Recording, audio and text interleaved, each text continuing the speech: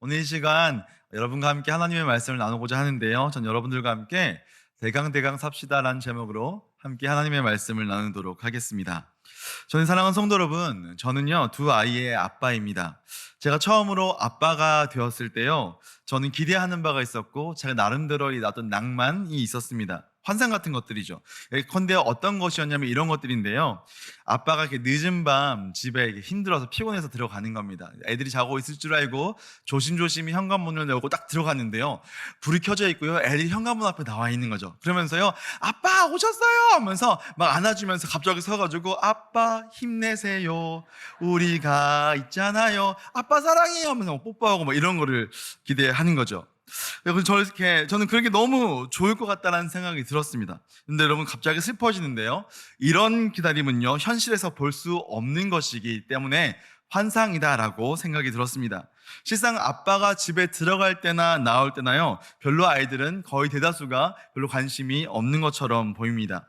저희 집 아이들은요, 매번 제가 집에서 나갈 때는 이미 거실에 나와서 장난감을 막 펼쳐놓고 재밌게 막 가지고 놀고 있습니다. 거기에 완전 정신이 팔려 있는 거죠. 그래서 제가 나가려고 이렇게 앞에서 막 현관에서 일부러 약간 천천히 가려고 막 이렇게 하고 있는데도 전혀 반응이 없습니다. 그러면 저희 아내는 그걸 딱 보고 눈치를 채가지고 아이들한테 얘기하는 거죠. 얘들아, 아빠 나가신다, 인사드려라. 그럼 그때서야 일어나가지고 아빠 다녀오세요 하면서 인사를 하는 거죠. 네, 여러분, 제가 집에 들어올 때도 마찬가지입니다. 제가 집에 들어와도요, 애들이 막 자기가 하고 있는 거 그냥 놀고 있는 거예요. 그럼 또 엄마가 얘기합니다. 엄마가 이렇게 얘기하는 거죠. 목소리를 내서. 얘들아, 아빠 오셨다, 인사드려야지. 그러면요, 또 와가지고요, 아빠 오셨어요 하면서 인사를 합니다. 제가 그런 걸 경험할 때마다 좀 서운하기도 하고 섭섭하기도 한 거죠. 아빠가 장난감보다 못한 존재인가? 장난감도 사실은 아빠가 사준 건데 내가 이러려고 장난감 사줬나? 자괴감이 든다, 뭐 이런 생각이 여러 가지가 들게 되는 거죠. 여러분, 참 그래가지고요, 좀 마음이 아픈 겁니다. 힘든 겁니다. 아쉬운 거죠.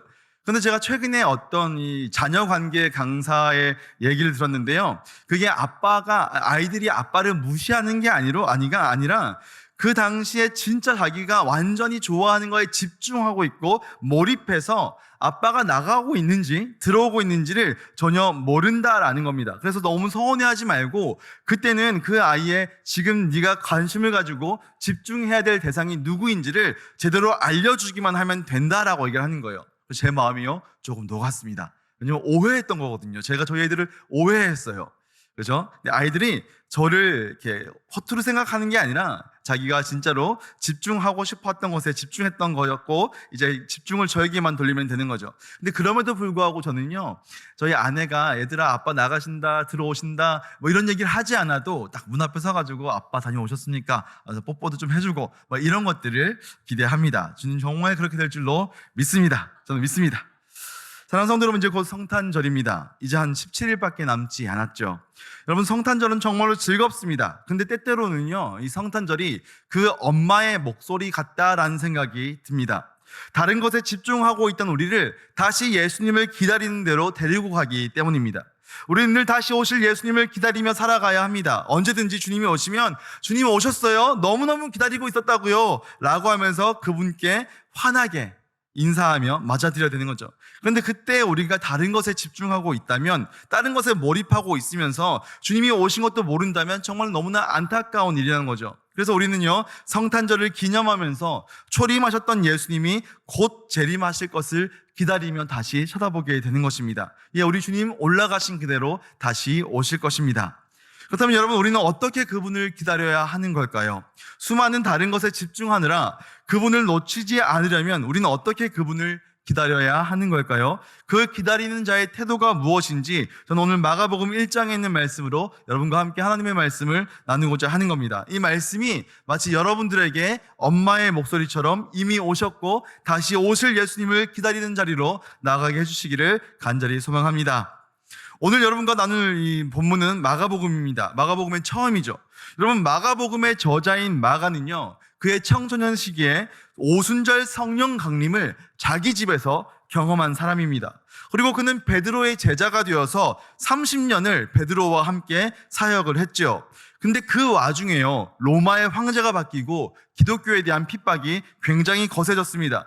그리고 얼마 전에는요, 베드로와 또 바울이 둘 다 처형당하는 일까지 있었던 거죠. 예수님의 증인들 중에서 제자라고 하는 사람들 중에서 사도들은요, 이제 요한밖에 남지 않은 것 같습니다. 그래서 이 마가는요, 베드로에게 들었던 것들을 토대로 예수님의 생애에 대한 내용들을 글로 남겨두어야겠다는 생각을 했던 겁니다. 그 결과 주후 66년에 로마인과 헬라인에게 복음을 전하는, 예수님을 전하는 내용으로 마가복음이 등장하게 되었습니다.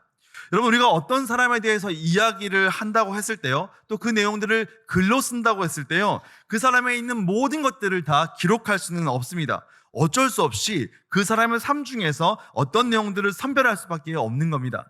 그리고 특별히 16장밖에 되지 않는 적은 분량의 글로 그 사람의 생애 전체를 표현하려고 한다면요, 많은 부분들을 생략해야 되고 꼭 필요하다라고 생각하는 내용들로만 채워야 했을 겁니다. 여러분, 마가의 목적은요, 이방인의 구원에 있었습니다. 그는요, 이방인이 예수님을 믿는 데 필요한 것은 아주 단순하게 예수님의 이야기를 들려주면 된다라고 생각했습니다. 그래서요, 이런저런 서론들 싹 다 빼버리고 곧바로 이렇게 시작하는 거죠. 우리가 1장 1절 말씀을 다시 한번 읽어봤으면 좋겠습니다. 함께 읽겠습니다. 시작.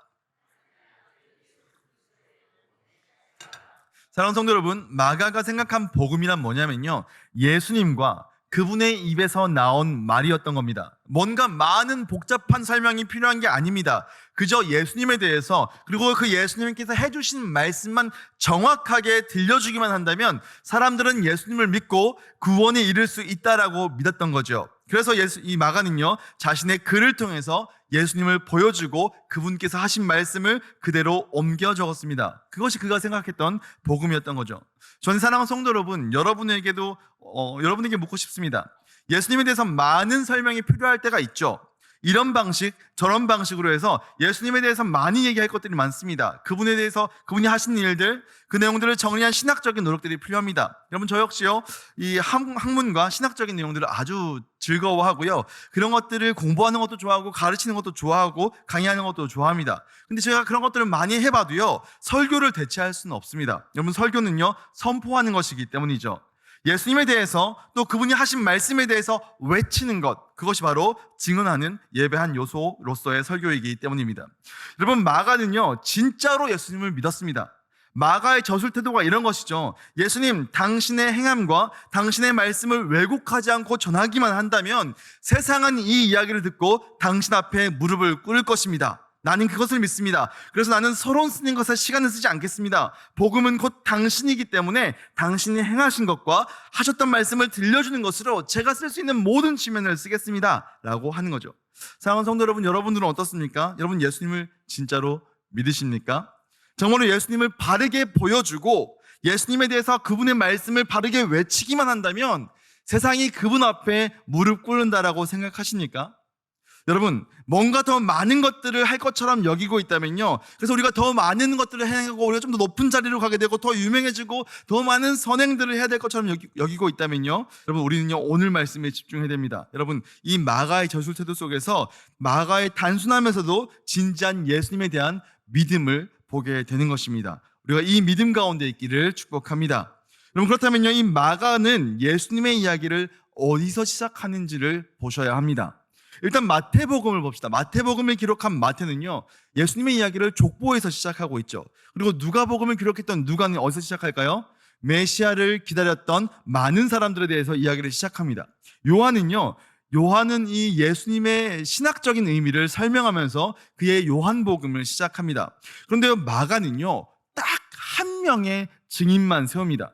예수님께서 어떻게 태어나셨는지, 어디서 태어나셨는지, 누구의 아들인지, 족보는 어떻게 됐는지를 얘기하지도 않습니다. 그 유명한 동방박사 이야기나 천사가 와가지고 수태고지를 해준 이야기도 없습니다. 그분의 어린 시절에 대한 이야기도 하나도 없죠. 곧바로 세례 요한이라고 하는 선지자 이야기로 시작합니다.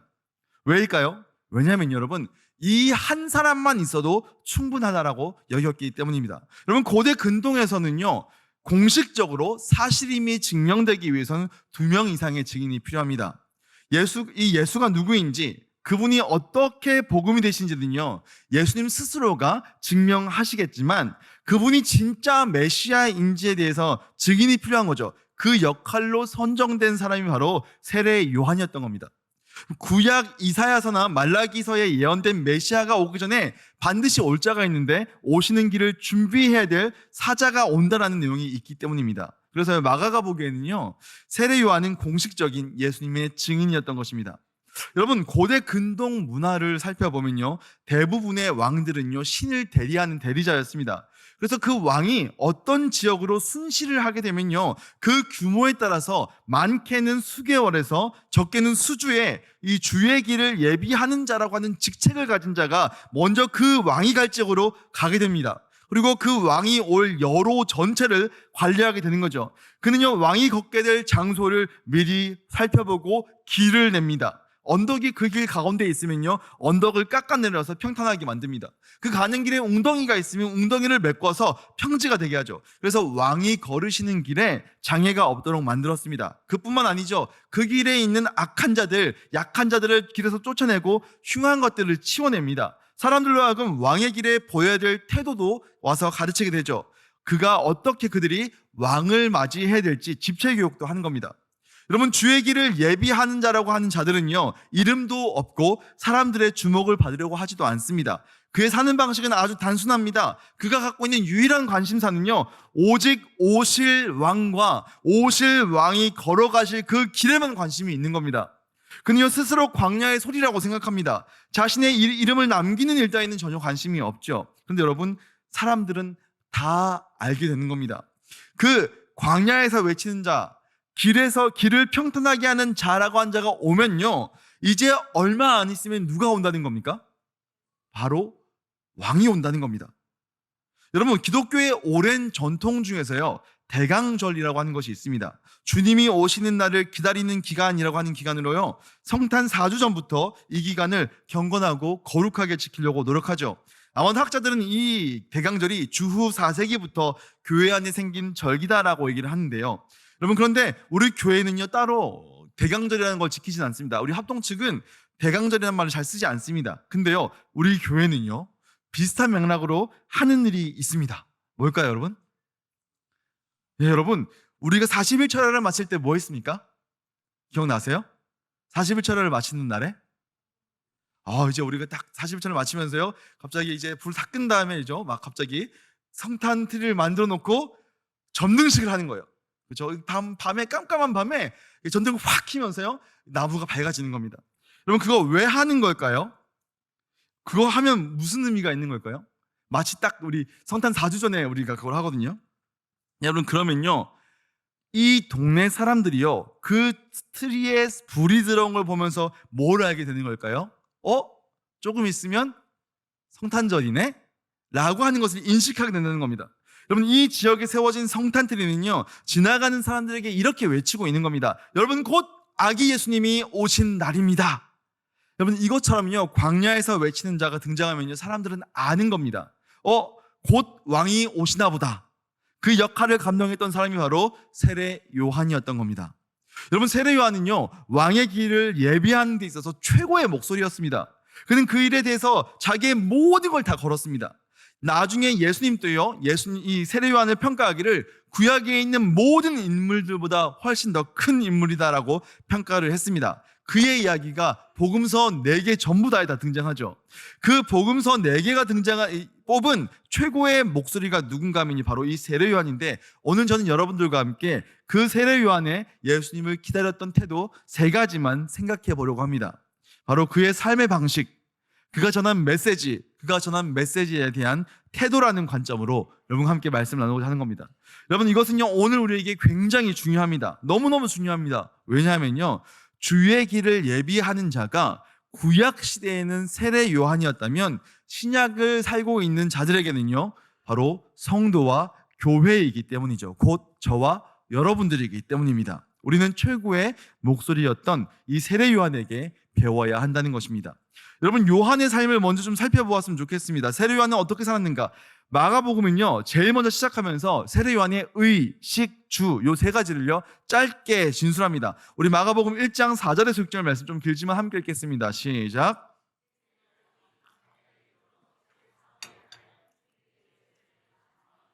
온 유대 지방과 예루살렘 사람이 다 나아가 죄를 자복하고 요단강에서 그에게 세례를 받더라. 요한은 낙타털 옷을 입고 허리에 가죽띠를 띠고 메뚜기와 석청을 먹었더라. 여러분, 먼저 그는요 광야에서 살았습니다. 그리고요 낙타털 옷을 입고요 가죽띠를 띠었습니다. 그리고 메뚜기와 석청을 먹었던 거죠. 여러분, 어떤 사람들은요 세례 요한을 보면서 비싼 값비싼 모피를 입었다라고 얘기하기도 하고요, 또 석청은요 요즘에도 없어서 못 먹는 귀한 음식이다라고 얘기를 하기도 합니다. 근데 여러분, 낙타 가죽은요 너무 거칠어서요 옷으로 만들어 입기에는요 굉장히 어려운 가죽입니다. 여러분, 그런가 하면요, 여러분, 이 메뚜기라고 번역되어 있는 이것은요 실상 이제 사실 만학자들이 쥐엄나무 열매였다라고 얘기를 합니다. 뭐 메뚜기가 되었든 쥐엄나무 열매가 되었든 석청과 더불어서 이 두 가지는요 그 사회에 제일 하층민들이 먹던 음식이었습니다. 또 광야라고 하는 것은요 사람들이 살기에는 정말 너무나 부적합한 땅이었던 거죠. 여러분, 우리는 세례 요한에 대해서 좀 생각해 봐야 됩니다. 원래 그는 그렇게 살 필요가 없는 사람이었기 때문입니다. 여러분, 세례 요한의 아버지 사가랴는요 당시 이스라엘의 제사장이었습니다. 가장 종교적인 도시였던 예루살렘에서 가장 높은 존경과 신뢰를 받던 사람이 바로 사가랴였죠. 여러분, 요한은요 바로 그 제사장의 아들입니다. 그래서요 세례 요한은 어느 정도 풍요로운 삶, 보통 평균 이상의 삶을 살았었습니다. 아버지의 그늘 아래서 최고의 교육을 받을 기회도 있었고, 그 어느 정도 규모 있는 삶을 살 만한 경제적인 여건도 되었고요, 곧 있으면 좋은 아내를 만날 수도 있었습니다. 대단한 부자가 되지는 못해도 어느 정도 안정되고 안락한 삶을 살 수 있었던 사람입니다. 여러분, 그런데요 그가 광야로 나와버렸다는 겁니다. 아버지와 사회가 주는 그 부드러운 세마포 옷을 버리고 두껍고 뻣뻣한 낙타 가죽 옷을 손질해서 입었습니다. 배고플 것이 없던 인생이었던 그가 메뚜기 열매를 따먹고 바위와 나무 둥치에 있는 벌들이 모아놓은 꿀들을 찾아다녔습니다. 여러분, 도대체 세례 요한에게 무슨 일이 있었기에 그로 하여금 이렇게 살게 만들어진 걸까요? 여러분, 그것은요 요한이 자기 자신에게 주어진 사명이 뭔지를 알아버렸기 때문입니다. 요한은요 자기가 누구이며 무엇 때문에 태어난 것인지를 알아버렸습니다. 자신의 인생의 목적이 뭐고 살고 죽어야 될 이유가 뭔지를 알아버린 겁니다. 그리고 그것을 위해서요 자신이 가지고 있는 모든 것을 최적화시키기로 한 것입니다. 그래서 그는요 왕을 기다려야 될 사람들이, 지금 왕이 온다고 하는데 왕을 기다려야 될 사람들이 먹고 마시고 장가가고 시집가는 것에 인생 전부를 집중하고 있는 그 시대 속에서, 그 시대를 향해서 목소리가 되어야 됐던 겁니다. 그 많은 사람들 앞에서 그들과 똑같은 옷을 입고 그들과 똑같은 것을 먹으며 그들과 똑같이 살면서 조금 시간 내는 정도로 왕의 길에 대해서 말할 수가 없었던 겁니다. 그는 먹고 마시고 장가가고 시집가는 이 모든 것들을 다 하면서 내게 맡겨진 사명도 감당할 수 있겠다라고 생각할 수가 없었던 겁니다. 여러분, 세례 요한에게 임했던 성령님은요 그로 하여금 세상과 똑같은 종류의 삶을 살 수 없게 하셨습니다. 그의 사명을 깨닫게 하셨고 그의 사명에 집중하게 하셨고 그 사명대로 사는 불필요한 모든 것들을 다 내려놓게 하신 거죠. 그는 가질 수도 있었고 가져도 된다고 말했던 것들을 다 버렸습니다. 오직 한 가지 일, 왕의 길을 준비하는 일에 자기를 최적화시킨 겁니다. 그런 선택을 한 겁니다. 저는 사랑하는 성도 여러분, 이 모든 일은요 하나님께서 너 이제 가서 광야에 가서 가죽 옷도 입고 메뚜기랑 석통을 먹고 너 광야에서 살아라 라고 세부적으로 지시해서 한 일이 아닙니다. 그는요 하나님께서 그 주의 길을 예비하는 자라고 하는 사명을 주시고 그것을 발견했을 때 이 사명을 이루기 위해서 스스로 결단하고 결정한 것이 그 삶의 방식이었다는 거예요. 그는 사명을 위해서 자기의 모든 것들을 그 사명 중심으로 재구성했습니다. 그리고 그 사명에 최적화된 삶을 살았던 겁니다. 그랬기에 그는 최고의 목소리가 될 수 있었던 겁니다. 여러분, 우리의 삶은 어떻습니까? 여러분들이 다시 오실 예수님을 기다리는 자, 그 사실을 전파해야 된다라고 하는 사명을 가지시고 발견하신 분들입니까? 아무도 없네요. 아무도 그렇게 살아야 되는지 모르십니까? 여러분께 말씀드리겠습니다. 우리 주님 다시 오실 때까지 우리는 땅끝까지 이르러 주의 증인으로 사셔야 합니다. 아멘이시죠? 그렇다면요, 그 사명에 최적화된 삶을 살아가셔야 한다는 겁니다. 세상 사람들이 다 누리는 거 다 하면서 그 중에 일부, 그 내가 가지고 있는 시간과 물질의 일부를 가지고 그냥 하는 정도로만 그렇게 사시면 안 된다는 것입니다. 세례 요한의 최적화된 삶이 저와 여러분 가운데 있기를 축복합니다. 자, 이제 두 번째로요, 그의 메시지를 좀 살펴보았으면 좋겠습니다. 그의 메시지는요, 정확하게 두 가지였습니다. 우리 마가복음 1장 4절과 7절 말씀을 함께 읽어보겠습니다. 시작.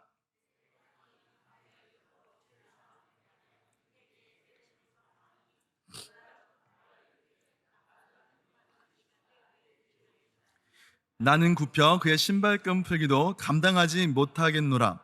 여러분, 그의 메시지 첫 번째는 뭐냐면요, 회개하라라는 것이었습니다. 또 다른 한 가지는 나와는 비교할 수 없는 왕이 곧 오신다라고 하는 것이었던 거죠. 둘 다 구약에 예언되어 있던 주의 길을 예비하는 자의 사명에게 주어진 메시지였습니다. 여러분, 고대 근동의 문화를 보게 되면요, 왕이 오는 길에 죄인이 서 있을 수 없었습니다. 왕의 길에 더러운 것이 있을 수 없었던 거죠. 그래서 왕의 사자는요, 정화 깨끗함의 책임을 가집니다. 다시 말해서 왕이 통과하는 길을 깨끗하게 만들어야 됐던 겁니다. 그래서 세례 요한은요, 회개의 물세례를 베풀었던 겁니다. 죄인들이 왕 앞에 서게 하기 위해서는 철저하게 그들이 죄인임을 씻겨야 됐던 거죠. 죄인인 것을 씻겨야 됐던 거죠. 회개의 세례를 전파했고 죄에게서 떠나라고 말했고, 심지어 그것이 이 땅의 통치자 헤롯이라고 해도 예외 없이 그렇게 했던 겁니다. 바리새인과 세리, 군인 그 모든 사람들 앞에서 그의 메시지는 회개에 대한 메시지였습니다. 왜일까요? 왕 앞에 서야 되기 때문이죠. 여러분, 세례 요한이요, 회개를 외친 이유는요, 그 당시에 다른 고대 근동의 왕들과는 좀 다른 목적이 있었습니다. 다른 고대 근동의 왕들이 행차할 때는요, 악한 것들과 약한 것들, 더러운 것들을요, 보이지 않게 치워야 합니다. 군대 갔다 오시면 남성분들은 아실 거예요. 사단장님이 오신다 그러면요, 싹 다 청소해가지고 깨끗하게 만들어내죠. 없던 꽃들도 다 심어야 돼요. 갑자기 전투신지도 다 막 꽃 심어가지고요, 갑자기 거기가요, 이렇게 막 화단이 되는 거예요. 그런 일이 실제로 일어납니다. 마치 여러분, 우리가 우리 88 올림픽 기억하실 분들 계시죠? 그렇죠? 여기 청년들 잘 모를 수도 있습니다. 제가 82년생이라 저는 알아요. 그죠? 올림픽 때, 88 올림픽 때요, 외국 손님들이 많이 온다고 우리 서울에 있는 판자촌들 다 치웠습니다. 거기 있는 사람들 다 이주시키고 다 개발시켰던 거죠. 여러분, 그러한 일이 왕이 오시는 길에 일어난다는 겁니다. 그런데요, 세례 요한이 한 일은 좀 다릅니다. 그는요, 회개가 필요한 자들 다 불러 모으고 있는 겁니다. 왜일까요? 이 왕은요, 오실 왕은요, 그런 자들을 보면 미간을 딱 구기면서요, 인상을 쓰면서 어우 더러워, 왜 저런 게 있는 거야? 라고 말할 왕이 아니기 때문입니다. 그는요, 세상의 왕들과 다르게 평화의 왕이시고 치료와 회복의 왕이시기 때문이죠. 이 왕은요, 죄인과 환자들을 용서하고 회복시키려는 목적으로 오셨습니다. 그래서 왕이 그 길 위에 오셨을 때 사람들이 전부 다 자기의 죄와 병을 가지고 왕 앞에 환자로, 죄인으로 반드시 서 있어야 했던 겁니다. 그래야 왕이 하는 치료도 받을 수 있고 왕이 하는 치유와 회복의 메시지를 들을 수 있게 되고, 그것이 그 왕의 기쁨이기 때문입니다. 여러분, 자신이 죄인이 아니라고 생각하는 사람들, 자기가 병자가 아니라고 생각한 사람들은요, 도무지 이 치료와 이 회복의 왕, 평화의 왕이 오는 거에 관심이 없습니다. 자기랑은 아무런 상관이 없는 행렬이라고 생각하는 거죠. 이들은요, 그 길을 통과할 때 그 어떤 유익도 얻을 수 없는 자들일 수밖에 없습니다. 여러분, 그런데요, 세례 요한은 이 평화의 왕의 길을 준비하는 자였죠. 그래서요, 목이 터져라고, 너희 모두는 이 왕이 필요한 죄인이며 환자들이다. 빨리 너희의 모습이 어떤지를 깨달아라. 너희 속에 시커먼 죄덩어리들을 좀 발견해라. 그 죄를 쌓고 그 죄를 들고 이 왕 앞에 나와라 라고 외쳤던 겁니다. 사랑하는 성도 여러분, 회개의 메시지는요, 사람들을 기분 나쁘게 합니다. 인기가 없게 만듭니다. 이미 가지고 있던 그 관계의 기반도요, 흔드는 거죠. 누구도요, 너 죄인이야 라는 메시지를 좋아하지 않아요. 싫어합니다. 더군다나 자기가 깨끗하다라고 생각하고 선하다고 생각하고 나는 괜찮다라고 생각하는 삶일수록요, 이 메시지에 정말 열받는 거죠. 가령 헤로드 왕을 생각해 봅시다. 여러분, 그는요, 자기가 왕이었어요. 왕이어서요, 왕의 권력으로요, 동생의 아내를 취해서 결혼하는 것 정도는요, 괜찮은 거예요. 봐줄 수 있는 겁니다. 당시 왕의 권력이나 귀족들의 성적인 부패를 생각하면요, 이 정도는요 그냥 아무것도 아닌 거예요. 주목받을 만한 일이 아닙니다. 아무도요 헤로드 왕이 이렇게 결혼했다고 해서요 뭐라고 한 사람이 없었습니다. 그런데 요한은요 이 헤롯을 향해서요 너는 죄인이다 라고 외쳤던 겁니다. 왜요? 헤로드 왕 역시 오실 왕 앞에 길에서는요 치료와 회복을 받아야 될 죄인이며 환자 중에 하나였다고 생각한 거죠. 결국에 요한은 이 일 때문에 감옥에 갇혔고 죽임을 당합니다. 근데 끝까지 그는요 이 회개의 외침을 멈추지 않았던 겁니다. 사랑하는 성도 여러분, 여러분은 여러분의 귀에 들려주고 있는 이 회개의 메시지 앞에서 여러분 어떻게 반응하고 계신지 궁금합니다. 나는 죄인이 아니야. 나는 괜찮은 사람이야. 이제 좀 그만 좀 나에게 그런 얘기 좀 해줬으면 좋겠어. 나에게는 좀 긍정적인 이야기, 위로의 이야기, 좀 감동적인 이야기, 재밌는 얘기 이런 거 들려줬으면 좋겠어. 난 지금 좀 쉬고 싶어. 이런 얘기를 하면서요 혹시 이런 메시지를 듣기를 거부하고 계시지는 않습니까? 귀를 막아버리고 이제는 나랑 상관없는 얘기야 라고 하고 계시지는 않습니까? 여러분 아닙니다. 여러분 이 회개의 메시지 앞에 설 때마다요 내 안에 죄가 있는지 없는지를 살펴보는 것이 성도의 바른 태도라는 것입니다. 그리고 그렇게 발견하게 된 죄와 상함을 가지고 다시 오시는 왕 앞에 나아가 서기만 하면 되는 것입니다. 한편 여러분의 입에서 나오는 소리 중에 이 세례 요한의 메시지가 있는지도 물어보셔야 합니다. 여러분이 믿지 않는 친구들과 여러분은 믿지 않는 가족들을 향해서 여러분은 무엇라고 외치고 계십니까? 여러분 회개의 메시지가 있으십니까? 죄인됨에 대한 선언이 있으십니까? 여러분 사람이요 세상이 여러분을 어떻게 평가할까 해서요 그 복음의 핵심인 복음을 얘기해서 반드시 얘기할 수밖에 없고 얘기해야 되는 죄에 대해서 말하지 못하고 있다면요 여러분 그들이 치유와 회복의 왕을 만날 기회를 빼앗고 있는 것일 수도 있다는 겁니다. 사랑하는 성도 여러분, 여러분의 귀에서 요한의 메시지가 들려지기를 축복합니다. 여러분의 입에서 요한의 외침이 터져나올 수 있기를 우리 주님의 이름으로 축원합니다. 자, 여러분 이제 마지막으로요 요한의 메시지를 전하며 그가 보여줬던 좀 태도에 대해서 좀 살펴보려고 합니다. 그의 태도는요 사람들이 시선을 자기에게 주목할 때 그가 말했던 태도에서 찾을 수 있습니다. 우리가 7절과 8절 말씀을 함께 읽겠습니다. 시작.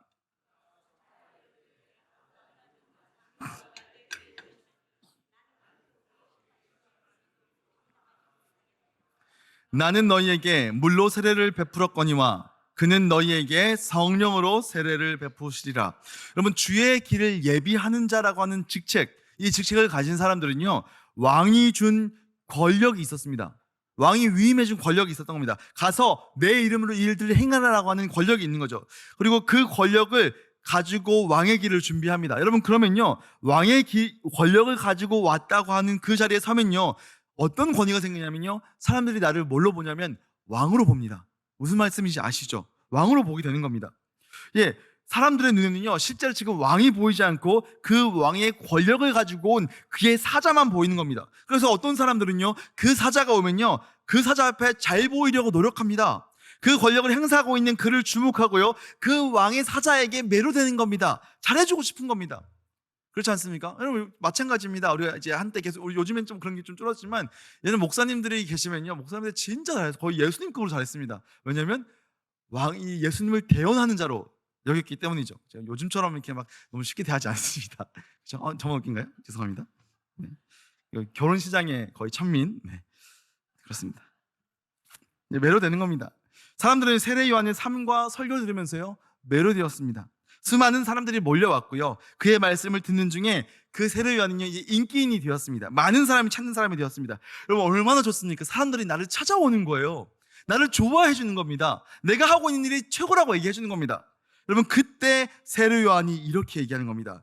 나는 그분의 집에 있는 종 중에서 가장 작은 종보다 못한 자입니다. 내가 하는 물세례는 그분이 행하실 불세례와 성령 세례와 비교하면요 아무것도 아닙니다. 나는 그저 그분 앞에서 외치는 자의 소리일 뿐입니다. 나는 아무것도 아닙니다. 그러니까 나 말고 그분을 기다리십시오. 요한은요 지금 자기가 해야 될 역할이 무엇인지를 알고 있는 겁니다. 여러분 요한은요 들러리이지 신랑이 아닌 겁니다. 여러분 요한은 손을 들어서요 오시는 왕을 향해서 가르치고 있는 겁니다. 나보다 능력 많으신 분이 내 뒤에 오시나니 나는 그분의 신발끈 품기도 감당하지 못합니다. 여러분, 나를 주목하지 마십시오. 여러분, 나를 주목하는 건 여러분 손해보는 겁니다. 나는 그분의 종입니다. 그분이 진짜 왕이십니다. 그분이 오시면, 그리고 여러분이 그분 앞에 죄인임을 고백하면서 서기만 한다면 여러분은 위대한 왕의 능력과 기적과 이적을 체험하게 될 겁니다. 왕이 오십니다. 곧 오십니다. 그러니 왕의 길을 준비하고 그 왕의 길로 나아가십시오 라고 얘기를 했던 겁니다. 성도 여러분, 여러분에게 인기와 힘이, 능력이 생기고 사람들이 모여든다면, 여러분, 모든 사람들이 여러분을 주목한다면 우리는 얼마나 기쁘겠습니까? 여러분이 원한다면요, 많은 종류의 일을 더 많이 할 수 있고요, 더 많은 인기를 얻기 위해서 또 무언가를 할 수 있습니다. 근데 여러분, 우리의 왕이요, 우리를 향해서요, 너 이제 그만해 라고 말씀하시면 어떻게 되는 걸까요? 여러분만 가지고 있는 능력으로 더 많은 것들 막 해나가고 사람들의 인기를 더 얻고 싶고 모으고 싶은데요, 특히 목사들이 그런 경우가 많죠. 그것이 또 하나님께 영광이 된다는 일이잖아요.